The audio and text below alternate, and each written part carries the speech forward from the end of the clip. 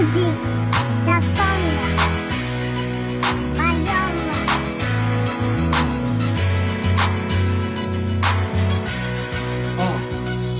Anenao an-tany-lavitra makina manirery miantso mitanao tsy mba misy fijery ekekinao fanavitra zako tsy anadino matokisana enao de ny saina alamino tokatrano sambatra faty misarana mandrakizay fitiavana irina atony-saina tanteraka izany rasitrapony-to enao le olo-tina zay nirikitra atao poko na tetely fankafanina andravo laifity fanatsanao mivotoka raha ianasana ty raha miampirafy enao de nofimofy zany tsy misy titoloatranao raha mbola eto tany airerenao fanirina atom-po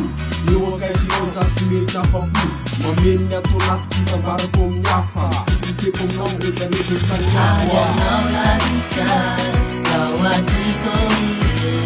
Laifitizay ide, azabena ide Uteku natao, utulapunao Mendabianao ide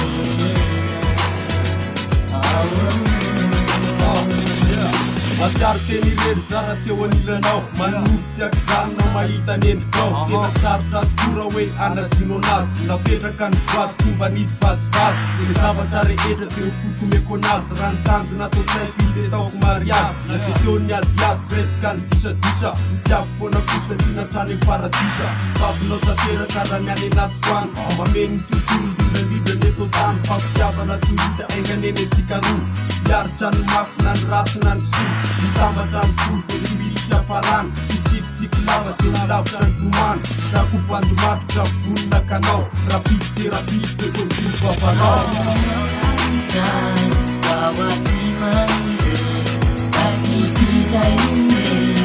Azabena ide Uteku natao, utulapunao Mendabianao ide